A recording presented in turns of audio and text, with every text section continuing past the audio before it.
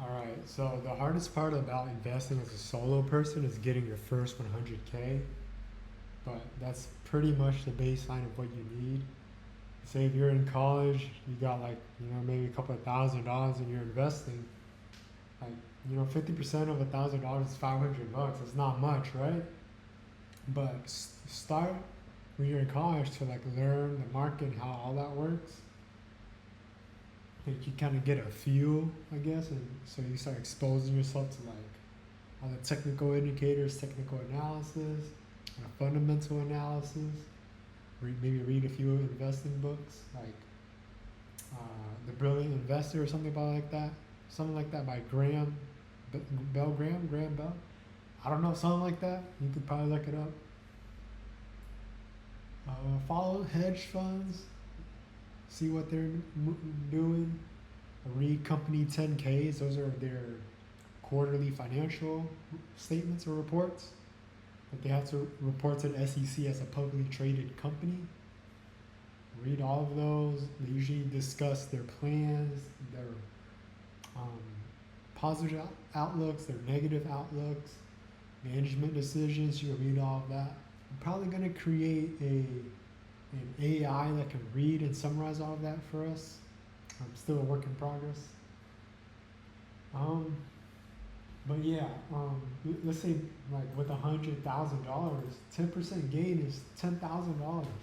It's enough to feel meaningful. You know what I mean? But like 10% on $5,000, that's $500. That's like nothing, you know. But the point of investing early is to just learn. Okay. So how to get to 100K though? It took me like 4 years after graduating college to finally reach that number. And that's me living super frugally, not spending, not falling into the trap of consumerism, buying stuff. I drive a very inexpensive car. I eat like basic fresh foods, like try to eat as clean and as cheaply as possible. Chipotle is fast food, but it's still kind of fresh. It's better than like McDonald's, right? For $10 at Chipotle, you get like a bowl of chicken bowl with like rice and a bunch of vegetables and nutrients. Not you can't even get like a solid meal at McDonald's for like anything, any dollar, $10, $20. You know what I mean? Try to stay away from processed foods. What else? Mm, watch a lot of YouTube videos. Watch a lot of YouTubers. See how they're trading. Ask AI a lot of questions. You have Grok, you have ChatGPT, you have Claude, you have like these Chinese AIs, DeepSeek, whatever. You just ask them questions, whatever's on your mind. You can ask them something as simple as like, let's say I have $100,000. How do I start investing in like tech and making money? And it will like kind of help you and talk to you. Or you can ask like, is AMD a good buy right now? Because today AMD jumped like 7 or 8%.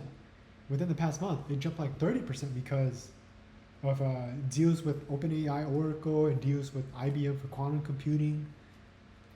So you can ask like, is AMD a good buy right now? Its price to earnings ratio right now is in the 100s, 130 or 120, I think. So it's pretty inflated or pretty pricey. That's because if you were to ask an AI, it would basically say that's because investors are pricing in the gains right now. They're expecting future explosive growth of revenue or whatever, return on investment. So they're paying the cost up front right now. Tesla is super inflated. The PE ratio is insane, like 200 or something. I forgot, but um, I don't know. I don't think they're gonna do too well. The EV tax credit ended. They're probably not gonna sell as many cars. Their Q3 or Q4 for 2025 results might see a peak, a spike because people are trying to take advantage of the EV tax credit before it expires. But the next couple of years, it's going to be pretty rough for Tesla. Even the CEO said that there's going to be a lot of pain ahead. I think their next bet is going to be their Tesla Optimus AI robot.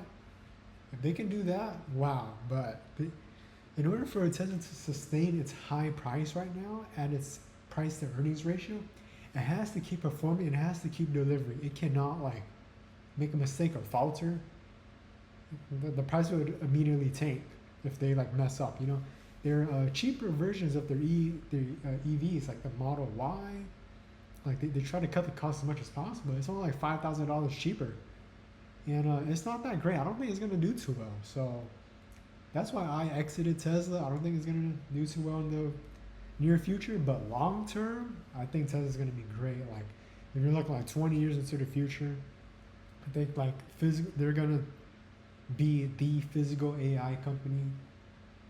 But I wish it was more open to developers. So that's one thing I like about NVIDIA is that they're open sourcing their physical AI development through Omniverse, Groot, Isaac Sim, Isaac Lab. That way, smaller players can make more. There's more competition in the physical AI space. Let's see what else. Yeah, I think like more physical AI in the hands of more people is good. It can help a lot instead of Tesla having a monopoly. Let's see. So yeah, reach 100K. It's really hard. I know it took me like 4 years, and I graduated from engineering school. Like I'm an engineer, you know. Like we make six figs, and it took me like 4 years, you know, of being super frugal.